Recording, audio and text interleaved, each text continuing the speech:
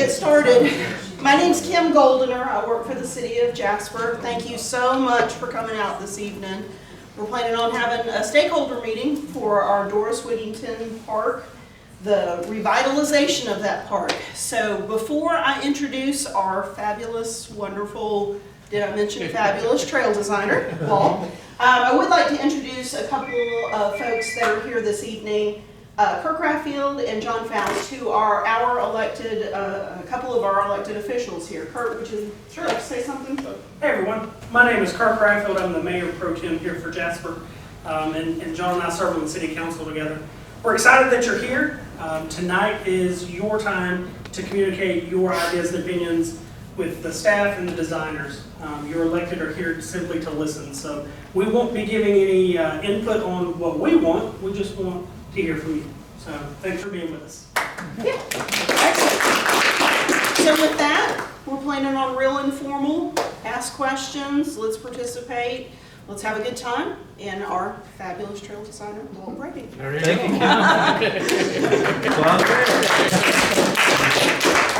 I'm happy to be here in the first mountain city of Georgia.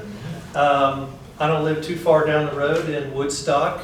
And this all started a little over a year ago. I was contacted by another person in the city, Tara Benson, about a park that just up the road that had been developed a little bit, but they were looking at kind of making it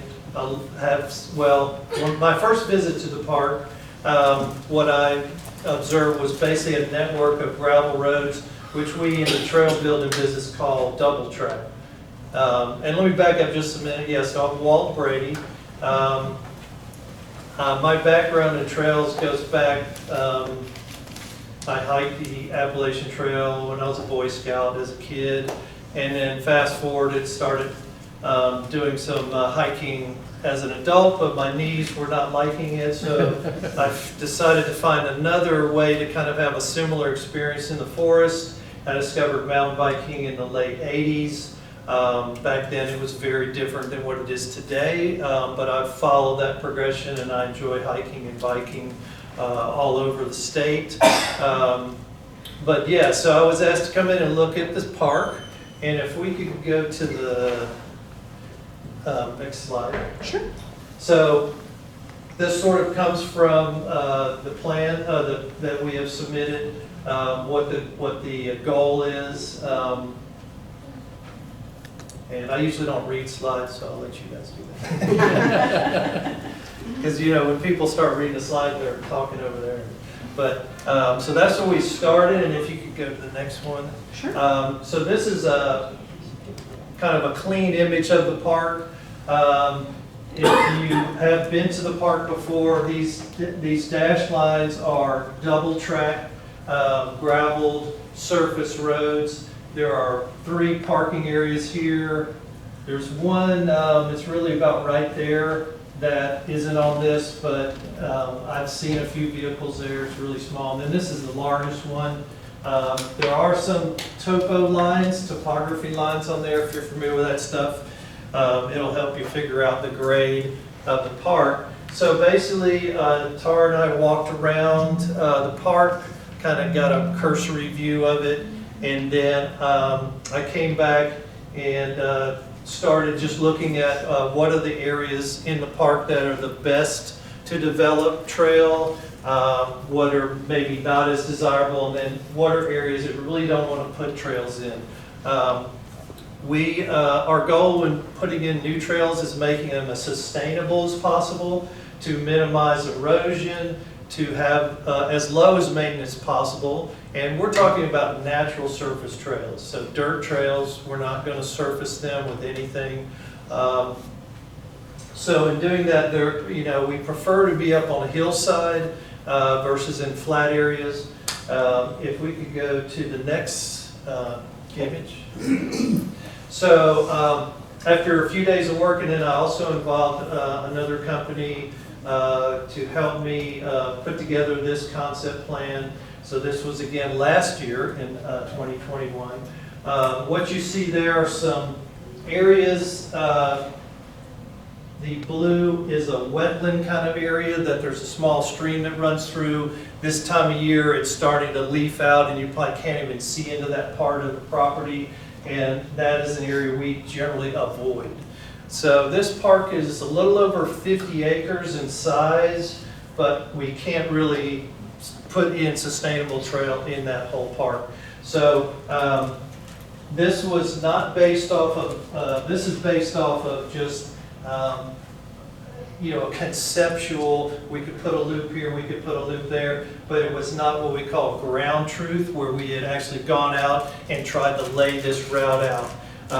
But this is usually the first step we do in any kind of plan to find out, one, is this looking like what we want to do, what the direction is, and after a few months it came back that, yeah, we'd like to, continue with the concept plan and actually ground truth it and go ahead and flag the corridor. So we do that with flagging tape, and we measure the grade of the trails. And also early on in the whole process of this, we kind of identified, not only because of the topography in the park, the size of the park, but this would be an ideal place for kind of entry-level mountain biking, hiking, and trail running.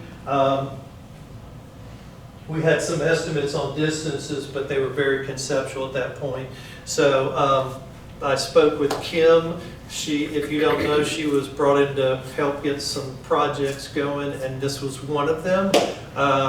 So we had a conversation about what the next steps were, and I came back in April of this year, spent a few days in the park, basically finding out, how we could lay out this trail. And one thing that happened in between the concept plan and the next plan you'll see, and what these maps are here, is the buffer area around this house, which is called the Hope House, was increased. So that kind of changed. We weren't able to put trail where we initially conceptually put that. So we could go to the next one. So, and after that concept plan, which was last spring of 2021, this is kind of the primary goal that we were basing our trail layout and design on. Any questions so far? Let me just do a quick survey. How many folks live within a mile of the park? Raise your hand. Wow, okay, so quite a few people.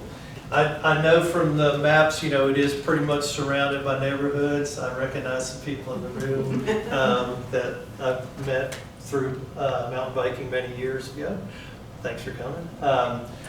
How many people use the park or have been to the park this month? How about this week? Okay. And primary use, is it walking your dog? Yeah. Okay. Because that's what I observed. One of the primary uses in the park was dog walking or just walking. But okay, very good. Has anybody ridden their bike in there before? Okay, some people were trail running. Okay. Not many people trail. Would you say that the current trail system is very good for trail running? It's terrifying. Okay. Yeah, Do you want to extend on it? Oh no, it's the grades are too steep. It's got Okay. huge rip rock. It's The surface, footing, yeah. the big gravel, yeah, it's Yeah. really hard on the ankles. And what about somebody who's ridden their bike there? Current kind of thoughts? It's steep. What do you say? It's steep. It's just steep, loose gravel roads, they have no shoulders, it just drops off. So Yeah. if you were to mess up, you're gonna go in a ditch and get hurt. Yeah, okay, good. And what I observed was some of the roads that were very steep were already starting to erode pretty badly. And yeah, I haven't put it in the plan yet, but it is in the narrative of the plan that says we may want to close a couple of those sections because if this plan goes forward, we build these trails, you probably won't need the level of double track gravel road trails that you currently have. Yes? Yeah, and part of that erosion is caused from the off-road vehicles that frequently bypass the barriers and get back there and run around. Yeah, that is probably an issue that, should be addressed, especially if we're gonna bring more people into the park.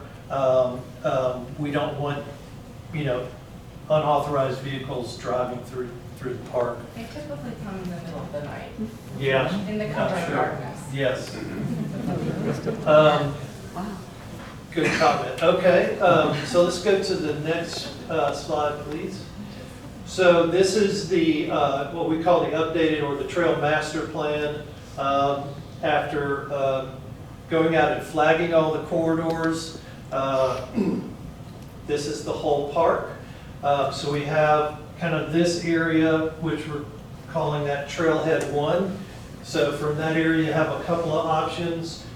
This is the connector trail to the North Loop, which also has another connector trail to that small parking lot I mentioned, which is not signed from the road that I noticed, but again, I have seen a few vehicles there when I was visiting the park.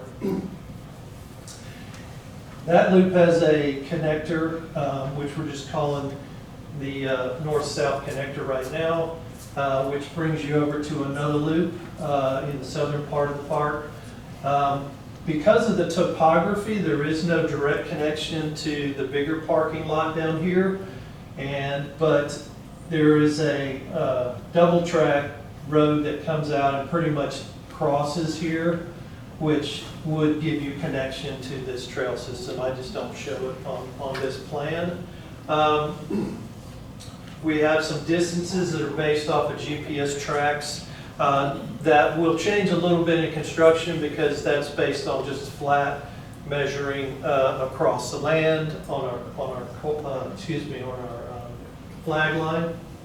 And I don't know if anybody's seen flags up in the woods in certain parts of the park, but that's what we had to do to come up with this plan.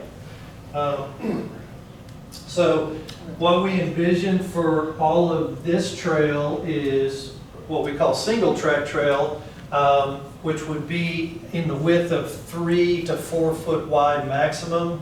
The trail would be designed or built to be used in both directions. I would recommend to the city that we make it, once it's open, a daily directional use type of trail system. And if you're not familiar with that, the concept behind that is we have different users traveling in the same direction. Well, not different, but similar users. For example, if you're on a bike, you would go clockwise, while all the foot traffic would go counterclockwise. And that allows all the passing to be face-to-face. And it's good for that type of interaction as well. As the park usage grows, you could have 100 people in the park, but the more they're traveling in the same direction, the less you realize that there's that many people on the trails. This kind of system's used at Blankets Creek, if you're familiar with that, in Cobb County. So it will be a natural surface trail, like I said, built for hiking, mountain biking, and trail running primarily. Dog walking, of course, would certainly be a great use. The bicycle part is more in the turns that have to be optimized so a bicycle can go around a turn, so the turns would be a little bigger than they would if we didn't have that. The topography of the land, I'm not showing you that in this map, we have some other ones, but basically you have a pretty good hillside all across here, and then it comes in, this area is much flatter, and then we have another hill over here that we bring the trail over, and for this south loop. Total mileage of all of the single track is estimated about 1.5 miles, so 1.5. So it's not a lot of mileage. It's as kind of dense as we feel is optimal for this property. And I know you see a lot of space here that looks unused, but there is the roadways, and this is also where the the kind of floodplain, wet areas are that you would not want to place a trail in anyway. Okay, any questions on this level of the plan? Yes, go ahead. The areas that are not being utilized, will those be like no trespassing sanctuary areas, or are they gonna still be open to the public? I wouldn't think of any reason you would close them. Yeah, and this is just initial thoughts at this point, but I think other than the trails that would be closed off, the current trails that, really aren't usable now, we wouldn't be shutting any of the other areas down. I haven't really talked about it though, honestly. Yeah, I think the only road that is really bad is the one that comes right out of this parking lot, and it pretty much goes straight down the hill this way towards this parking lot, and it's very eroded. That's the one I would definitely recommend closing. There's another road that comes down this way that isn't real bad, it's fairly steep, and I think and then down here, there's some more problems, so we're not really in that area, and outside of, just personal risk of falling down or crashing on some of those steeper sections, I don't see why you would close it or, Well, Yeah. to her point, the roadways, the access that are coming from this way, coming around, that aren't being utilized here, those are the areas that we see the recreational vehicles and the motorized vehicles coming through, which Okay. is really a security concern for the neighbors there. But, how are you gonna keep them off your trails? Obviously not the big trucks, but these dirt bikes and such. Yeah, okay, good question. Generally, what we try to do when we transition from this wide double track onto the single track is not make it an ability for something bigger than 3 foot wide to even get in there. What about emergency vehicles though? Good question. So if there was any kind of emergency, it's not very far from the trail to any of these points, so they could use the existing road trail system to come in. And I would recommend, as we move forward on this plan, to establish some emergency locator kind of markers on the trail and have an evac plan for the park, with regards to someone being on the trail versus somewhere else in the park. So we could do that. All right, so we can go to the next slide. So this is zooming in on Trailhead 1. Oh, I'm sorry. Different colored survey tape. There's about 4 different colors of survey tape. Yes. What does that designate? So that was just to separate the loops as we were flagging them. They don't relate to the colors on the map. I know we use blue, we use green, we use red. So it wasn't to designate anything other than it's a change in either from a loop to a connector or a connector to a loop, that kind of thing. Yeah. So I wanted to zoom in on the Trailhead 1, which is the northern part of the park off of Lumber, was it? Lumber Company. Lumber Company. I was about to call it Lumberjack Road. Lumber Company Road. Close enough. Yeah, which is right up here. We call this area, in cycling terms, the bicycle playground. So the concept, this is focused at family-friendly activities. We're going to show you some pictures of what's a pump track, what's in these areas. And then, so the downhill course, this kind of was put in. It is something that is kind of unique. It's bicycle optimized, and it's a one-way trail. So this is the way up to the top, and then you only go downhill in one way only. And the concept, there was room to have 2 different lines, so one would be easier and one would be harder. But we're still not looking at anything at the extreme, expert level in this park. We feel that this is an ideal park for new riders and families to use to develop skills, and as they progress, there's other places they could go to continue the progression of their skills. Let's see, what else do I want to say about this area? So the skills area, this is pretty much a rough idea of the loop. Everyone would be traveling in the same direction around this, so you could just keep going around this, or you could come up here to the downhill course, or when you come from the downhill course, you would come back down. And so this is the trailhead. There's a small little pavilion right here currently. So let's go through some pictures and talk about what a pump track is if you don't know. This is the exact model. These are pre-made concrete pump tracks. They're made by a national company called American Bike Ramps.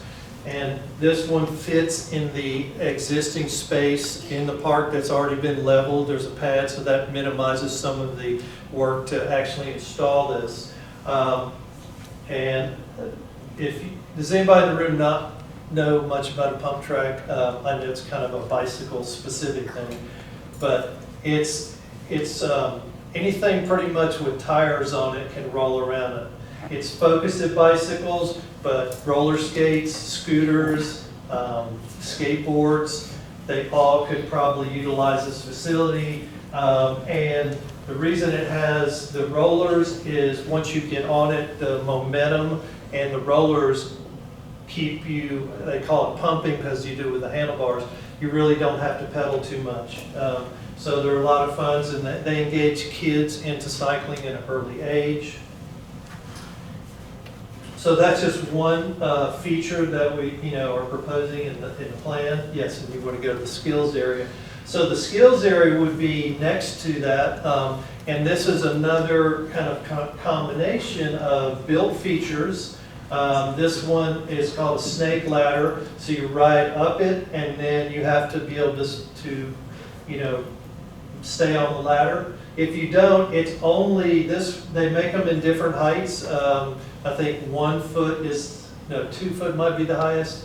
I have the catalog, so I think at most there are 1, 2, and 3 foot elevations off the ground. So that's how high you would be off the ground. But this allows riders, new riders, or even seasoned riders to hone their skills of balance and control. Over here to the left are wooden roller features, which we are recommending to also install like 2 of those on that loop. Yeah, so this is just what the feature looks like.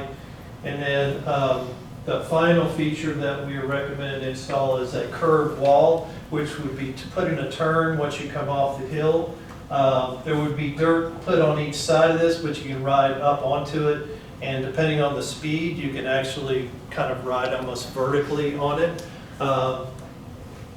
So it's connected to the pump track area. So again, kind of bicycle playing area. Way I envision it, parents can bring their kids, sit there while they're going around all this stuff, having a blast. And at some point, the kids are going to probably want to go onto the trails into the woods, and that's when the parents have to either get a bike or start running to keep up with them. That's also a progression. Found it out. And then I have a picture here, just kind of representation of the downhill course. We would be planning to make this mostly out of all natural materials. Yes, you had a question. I was just going to say, and this is a totally separate area from where you're walking your dog. Oh, yeah. Okay, so. Yeah, in fact, can you go to that, go to the main, like the big, the first map with the satellite. I was thinking, This one? going fast, somebody coming down the hill. Well, that's Yes. gonna be up in that pink area. Yeah, so this is that pink area, which, everybody, all the other trail uses over here, Okay. so it is kind of separate. And we'll have signage to, let you know, it's a one-way bicycle kind of only area. But yeah, we showed you a quick picture. But so in this downhill, it's basically, I don't know, in the room I know we have some mountain bike folks, but there's a place in British Columbia, Canada, I got to visit one time called Whistler. And they have a real popular downhill called the A line, but they also have the B line. and I didn't ride the A line because it had gap jumps, and I wasn't interested in doing that at the time. But the B line is basically just berm turn after berm turn, and it was a hoot. It was a real blast. And then at the bottom, you didn't have to ride up because it had a lift. Now, we won't be having a lift. So you will have to ride up approximately, oh yeah, it's on the other side. Oh, here we go. We got that. The uphill climbing trail is 550 feet. That's from here, so it's not very long. This is not a big area, and when I did the plan, it's difficult to get a good sustainable contour kind of loop into a corner of a property like that. And but this actually works really well in it because it's more down and uphill instead of across the hill. Yes. Just one clarification. The bikers have access to all the trails, even the trails that the people are walking the dogs on. Yes. Yeah, so we call the multi-use. Everything else besides what we're showing here is multi-use for hiking, biking, dog walking, forest bathing, whatever y'all know what I'm talking about. To compromise and satisfy the dog people, are y'all gonna fence off a little separate area for the people if they want to stop and visit and let their dogs run? Dog park. It's like a dog park. It's not, it's funny because I haven't heard any. we're mountain bikers and we ride talking around all the time. We come across people who walk their dogs. It's never an issue. Yeah, It really isn't. We're just very respectful Yeah. of everybody. And we'll doing still their have thing. 80% of the gravel that's out there. Yeah. so. Yeah. This is in addition to what's out there now, and there'll be some crossings. I know, but I was just But- wondering if maybe y'all might Yeah, consider A dog park. a little dog area, you know what I'm saying? It Not doesn't have to, necessarily a dog park, but yeah, A just small maybe, fencing area. yeah, to small let your dog fenced in run. area, that it could be long, you know what I'm saying? Maybe even over there where the railroad track, area is, I mean, we're open to suggestions. All So right, I can't make any guarantees. I know. Ultimately, but that's what the purpose of this meeting is to hear Mhm. the kinds of things that you are excited about, the things that you aren't so excited about, the things that you think we've missed, or that we've done a fabulous job and Walt's great and everybody's happy. Yay! Sounds good so far, yeah. So, Hey, Tim, You're gonna have a snow cone machine can I somewhere. ask you a question? Yeah. Have you tried our other dog park, the one over at City Park? Yeah, but those are so tiny. I mean, they're just little tiny, I'm talking about something that doesn't have any playgrounds or anything. It's just open, open area. Just so that if you're there with friends and you want to let the dogs loose and let them run and burn So off some for steam. the folks that do walk their dog in the park, that already raised their hand, how many people would like to have something like that? So a few more. And where do you think would be the good place for it? Away We from the could go- bikers. Yeah, let's go here. I was thinking like maybe over there where the railroad track runs, Yeah, the railroad track is in the woods right here. So there's Right. a clearing at the bottom. Where Right. do you have Yeah. that, It's kind of far away from picnic parking. table? Yeah, there's this clearing here with, that's where there's a picnic table here. So that might, and it's up on the hill. And that would keep so traffic out. You would park here and get over, I think there is a road that crosses that green loop, I remember now. You could even have a little bit of woods. The dogs would have a blast sniffing through the, Some wooded trees. area. Yep, okay. And there's nothing better than to have these dogs away from the bikers, because a biker going downhill all of a sudden got to put on the brakes because there's a person with a dog. Then he gets going again. Oh, there's another one. I got to put on the brakes again. If they want to get running, keep the dogs away. Yeah, Well, I think if Walt builds the trails, and if any professional trail builder builds the trails, they create a line of sight. So This is you true. can see around the corners, the bikers can see you, you can see the bikers. So like Kathy was saying, at Talking Rock, there's never an issue. yeah, and trail etiquette is that, I always say yield the trail, that not any one user group has sort of right of way. So as you encounter someone coming the other way, you slow down and you say hello, and yeah, hopefully everything goes well. If you have a well-mannered dog, usually it's all good, as Kathy was saying. But if you don't. Then we'll use the fence. Put them in the fence. And just some dogs are skittish around bikes too. Oh, sure, absolutely. So if you want to go to that conclusion slide. Sure. Give me just a moment. Sure. Thanks for doing that. Here we go. So if you want to read in conclusion.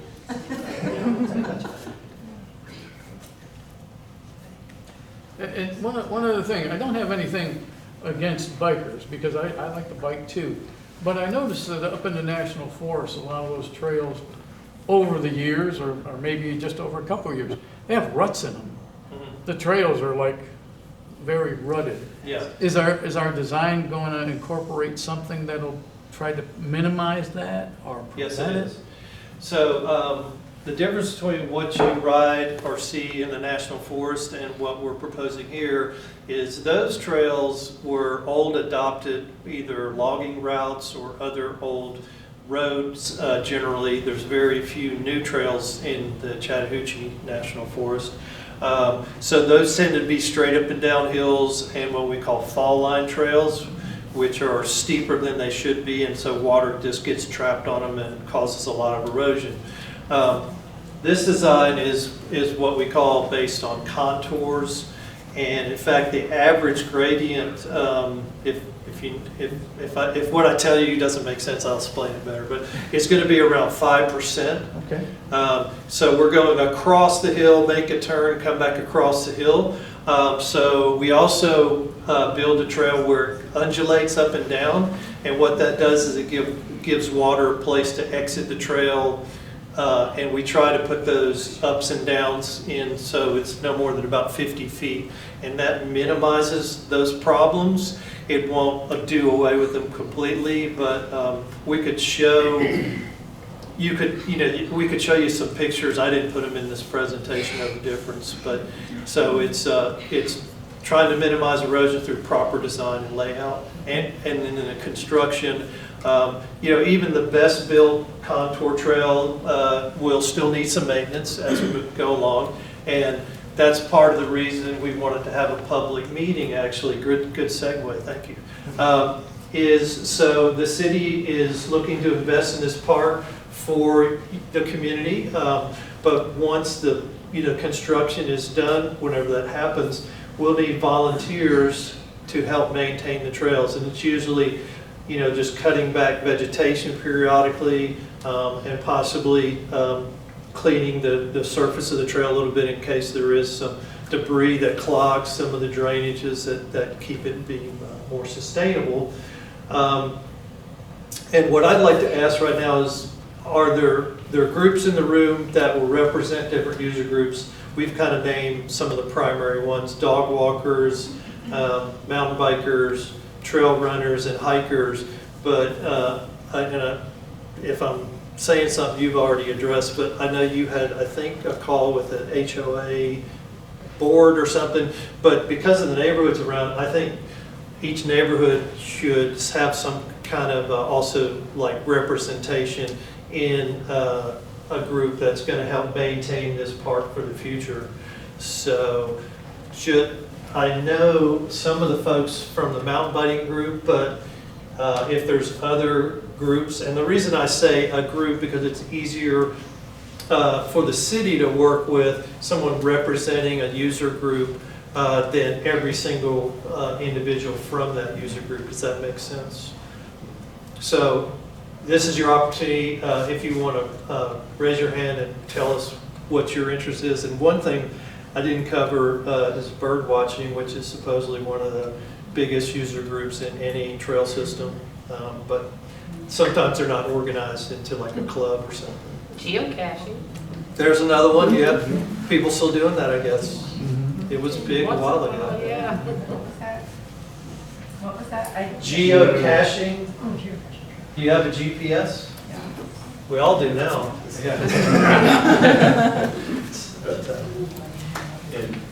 So that, yes, go ahead. And sorry, yeah, with that, so I'm Will Tate, I'm a resident here in Jasper. I'm also president of the Friends group at Talking Rock Nature Reserve, or Talking Rock Nature Park.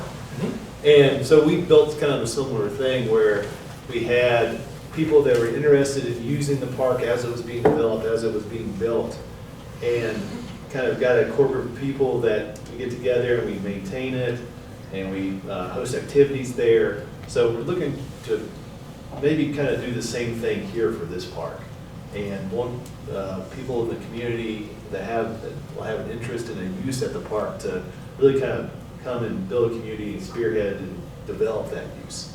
I'm sorry, I probably talked to most of you on a Zoom call for the HOA, but same thing. So what we found at Talking Rock is that when you have a user base that has ownership and buy-in into the park, a lot of these kind of questions we have about maintenance and upkeep and safety of the park kind of take care of themselves, because people are invested in the park, they're invested in using it, and they will go out of the way to maintain it, and maybe not even organize things. We have Tim Kennedy, who just happens to do most of the trail maintenance at Talking Rock. And just because he really likes the park and really likes to do it. So if we can kind of develop that kind of community around the park, it really will just almost take care of itself.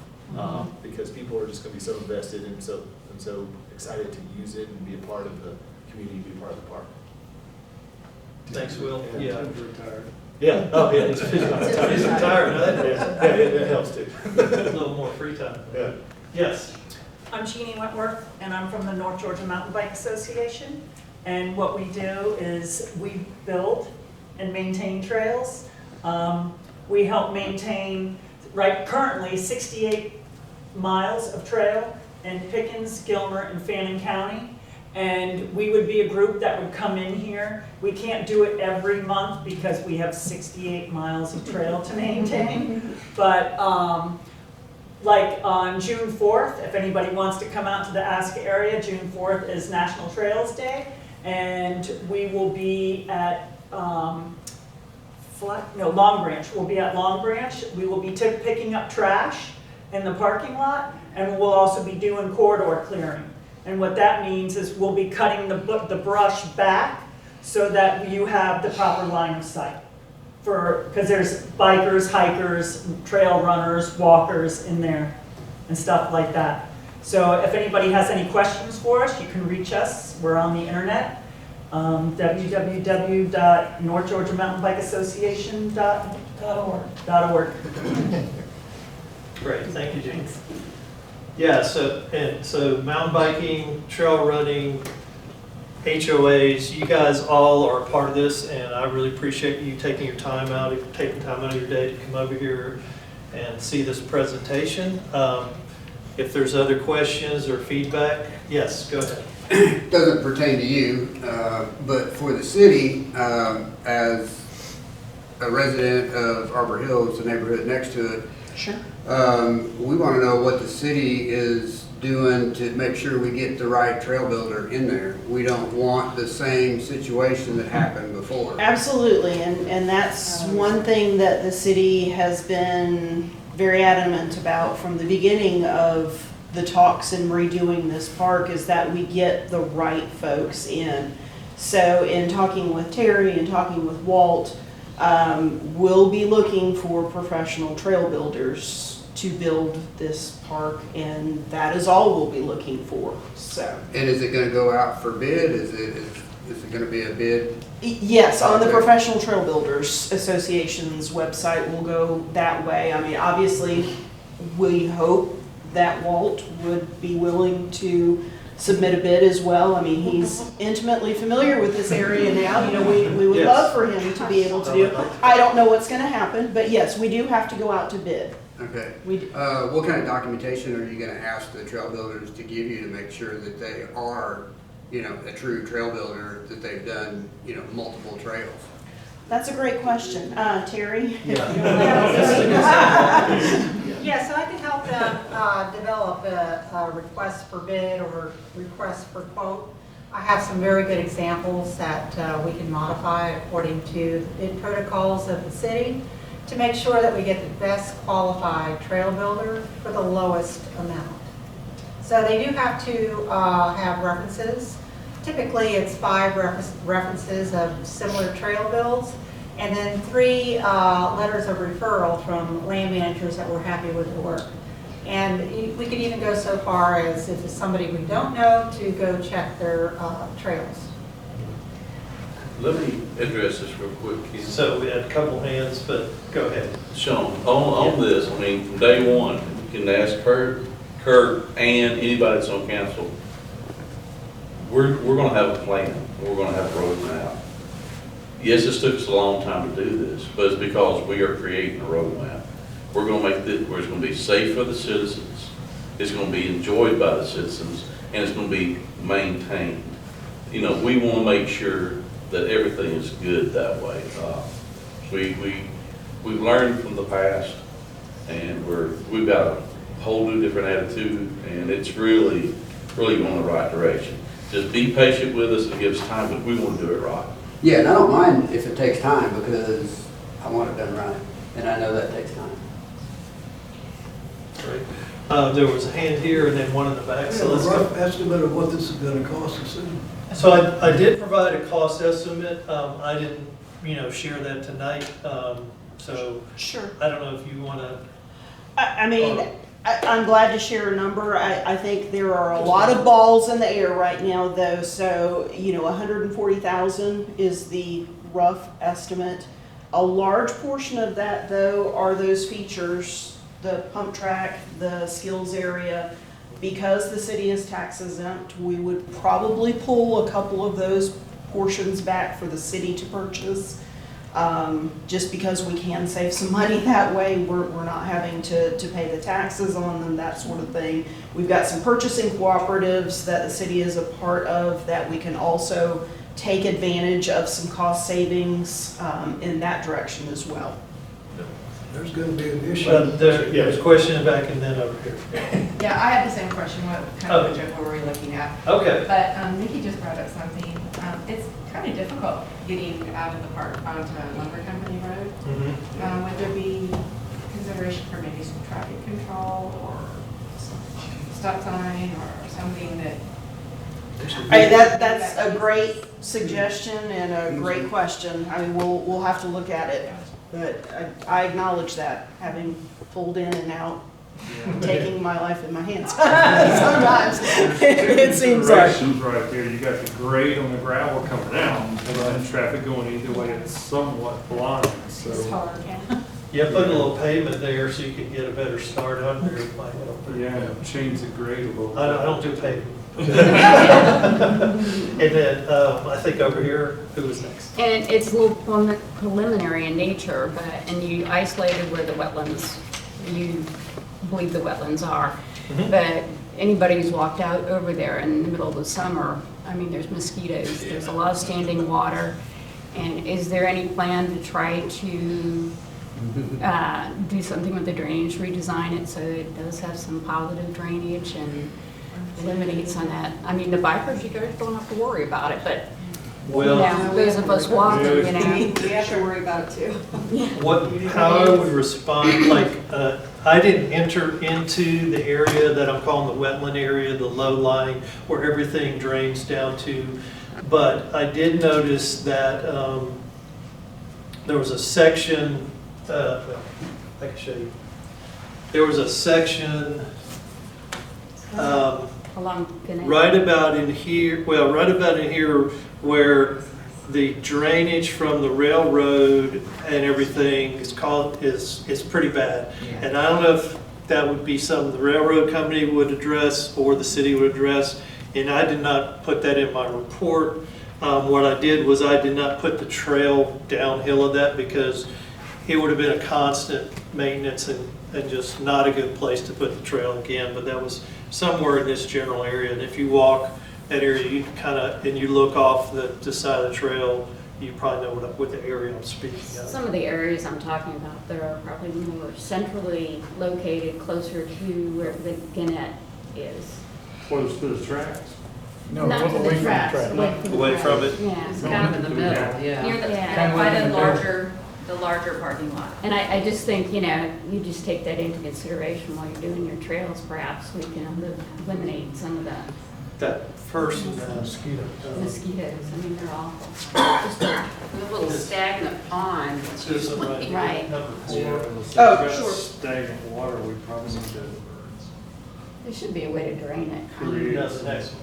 Oh, sorry, I'll pick the right one eventually. Sorry. That's the one where, like, this is definitely there are two little streams that feed in, and then it's another drainage. And then this is, so that is below that big parking lot, I guess, that you're referring to.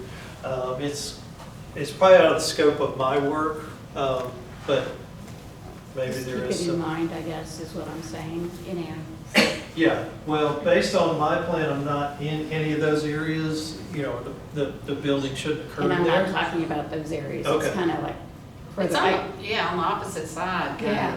There's a little stagnant Can you point pond. to it?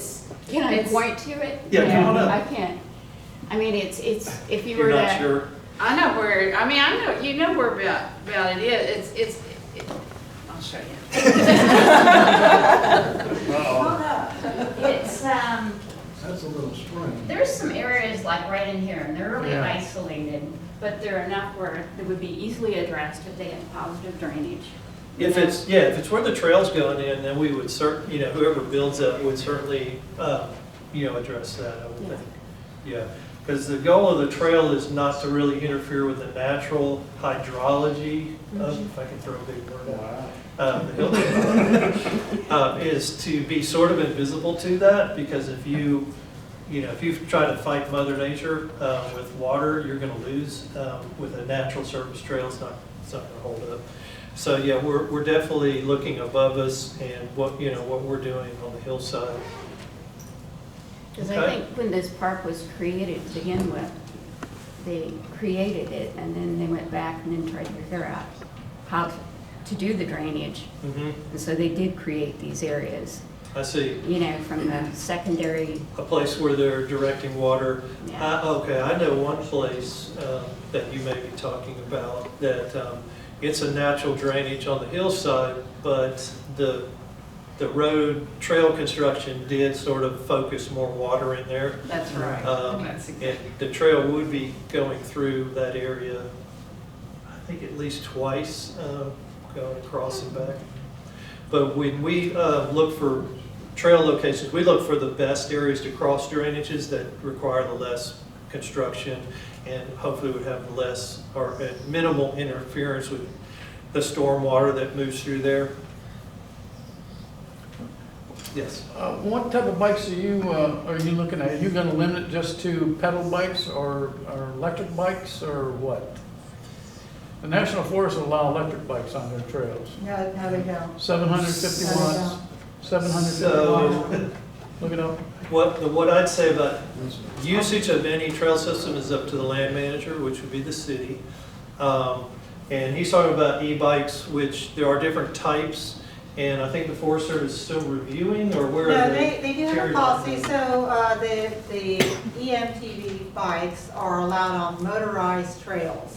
So any motorized trail they can go on, but not trails that are designated for hiking and mountain biking. Yeah, they have.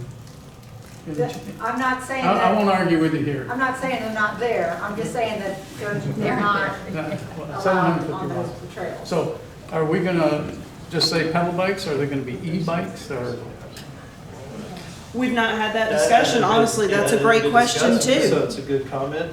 I would, class 1 mountain bikes, which are pedal assist, I would say are appropriate.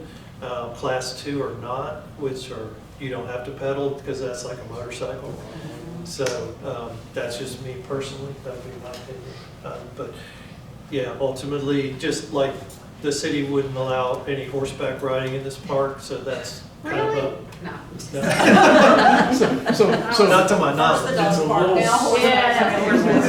So hopefully no motorized bikes. Right, no motorized, this is not a motorized trail system at all. No. Okay. Good question. I think it sounds great. Did you have a question? Yes. Have you considered putting in a few more places like natural benches or something that, Yeah, that I think is definite because of the additional areas to walk, and if we do a dog area, then you're going to want to sit and talk. Those are all things that we are tossing around. I mean, it's all options right now, all definite options. You have one. Okay, go ahead. And on that subject, how about bathroom facilities? That is also a fine question. Excuse me here while I choke. So, utilities are a tricky issue out at the park. We don't have city sewer except for down, where am I missing here? Down towards, yeah, it's right down here in the very southern area of the park, and that's not necessarily the greatest area to be trotting around in either. So, you know, there are porta potties out there right now. We have tossed out the idea of perhaps fancier, larger facilities out there. We've looked at if there are maybe a self-contained unit that we could come have pumped out that's a step up from porta potties. That's a good question. I don't know. I don't know the answer yet. I acknowledge though that we need to probably have something if you're going to be focusing on younger riders and bicycle playground kind of area. You know, and having the potential of people spending more time, longer periods of time out there, we're going to need something. And something that people can't tip over, like the porta potties. Yes. Yes. Yes, indeedy. They're going in that porta potty at night. That kind of segues into the next thing, I think, is the security thing, is if we start putting nice stuff out there, the hope is that that will get a lot of the riffraff out of there, right? Because there'll be more traffic. But if we put a bathroom facility, we put the pump track out there, I'd hate to see these motorcycles that we're talking about get out there and trash them all. I don't know. If we're gonna put cameras, have increased patrols, we need to identify where the motorcycles are coming from pretty quick. And put signage out. Signage is not gonna deter people. Well, that's just a piece of it. You know, that's just a piece of it. But if it says right there, you will be prosecuted, we are watching you, hopefully they'll make them look over their shoulder a little bit and bug out quicker. Oh, go ahead, I'm sorry. You and then. Security is a huge concern, and I have one of the few lots in Arbor Hills that has direct access to the park, and it's in a part you're not utilizing, but it's that big open area that she was requesting, the dog area, which I think that would isolate some of the traffic through there. But there are people out there all day, all night. There's sex acts going on, drug usage, I mean, dirt bikes, I mean, you name it. It's really bad, and there's no patrol there. It has gotten better, hasn't it? No, we chased off 3 cars yesterday. So, and it doesn't matter what time of day. And if that part of the park is not being utilized, then that traffic is not going to change. And when you were saying about the bathrooms, I mean, they need to be locked, because when we walk in the late evening, there are kids going in and out of there, and so that's the biggest concern for us. Okay. Well, there's 3 gates that are open now that stay open. They're never closed. Right. Yeah. They're open, they say they close. The whole time. You know, that there are I hours. talked with the cops and they said, we don't have enough manpower. Right. It's been that way for 5 years. Yeah, I mean, I'm sure that at times the city needs access, but maybe, you know, if they could be closed and find out how often they need access. But No more question. yes, No, it's more of a comment, but the downhill and the skills area and the pump track, it's not anything that's anywhere north of really Atlanta metro area, like north of campus. There's no facility like that anywhere in Georgia. And so I think that's going to be a huge benefit to the community, and honestly probably bring some people in out of county too. That's going to be such a nice, neat area if it's realized that it's kind of pitched here. And the second thing was, I know on the Facebook there had been mention of anyone interested in disc golf. Is anyone interested that's here? That's the problem we have talking around. People talk about disc golf, but none of the disc golf people show up to advocate for it. But if you haven't heard it, it's this frisbee with like little metal goals that you play golf in. So they have holes set apart. It's a fairly inexpensive thing that can be put in as a passive recreation, maybe along the gravel double track roads that we're going to not use for the trail. So I just wanted to throw that out if that's something someone's interested in, and maybe we can look incorporate that in the park. Put it in the wetlands area.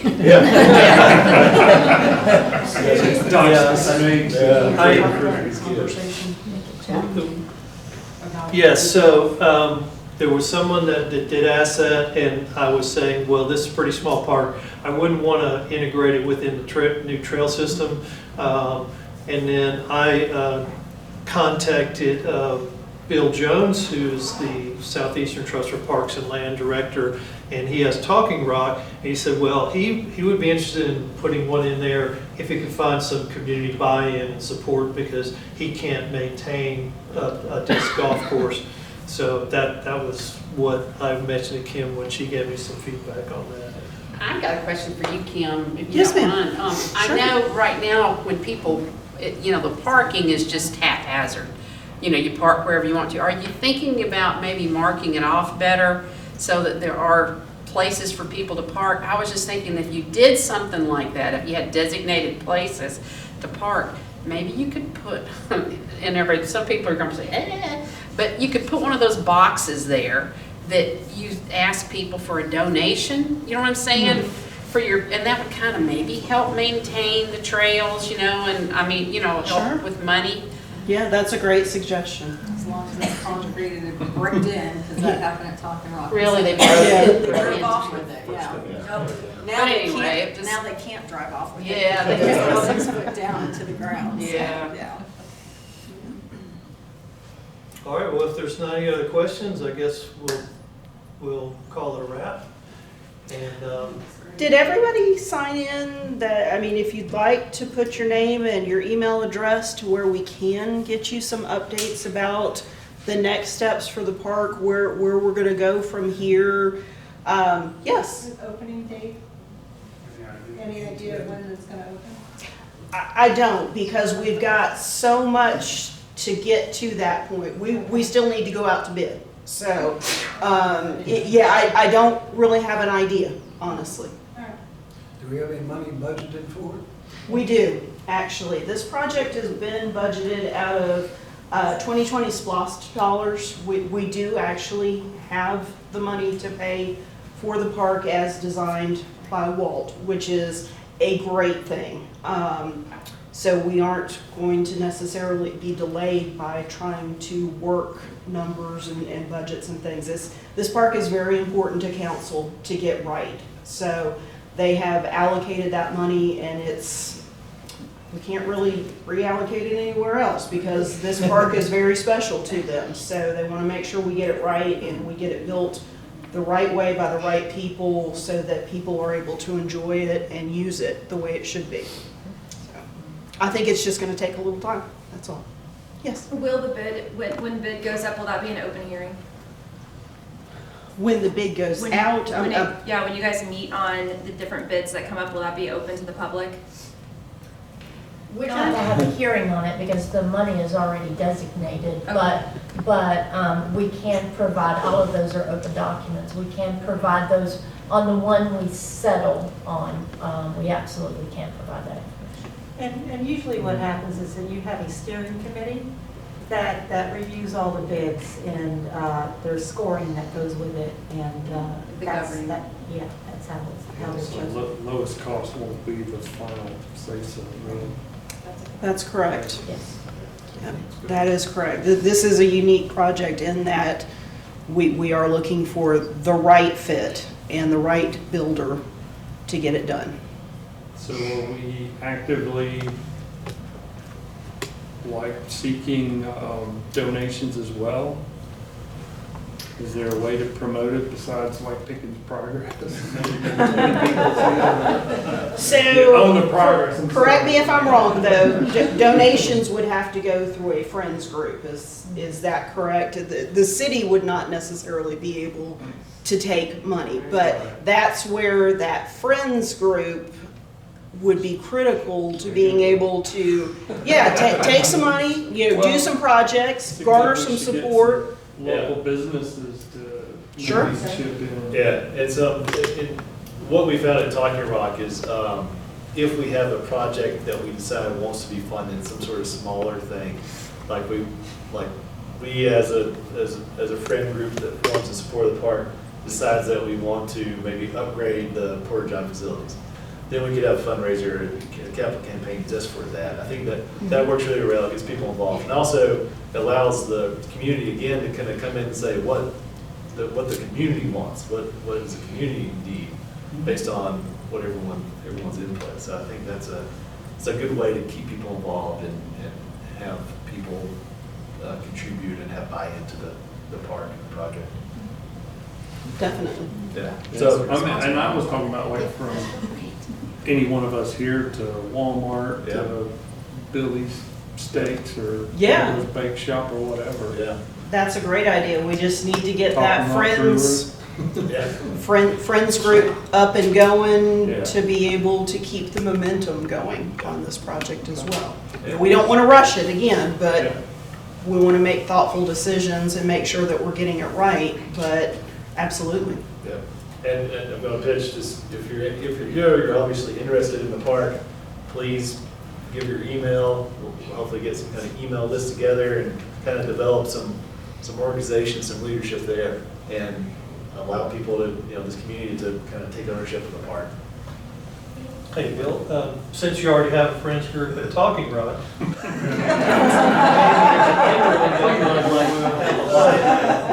just a thought. That would be up to the friends group. Yeah, sure. Your office is right. Shoot, I'll help out for a little bit, but please, someone else kind of step in. You know what happens when you say too I much? know. A little bit. I've been burned before. No, it's great. All right. Does anybody have any final comments, questions, anything before we adjourn? Thank you for doing this. Thank you. Yeah. This is beyond my wildest expectations to have a crowd like this, so thank you very much for coming and being willing to voice your opinion. This is the only way that we're going to get it right, is to hear from the folks that are going to be using it, so thank you. Thank you. Yes.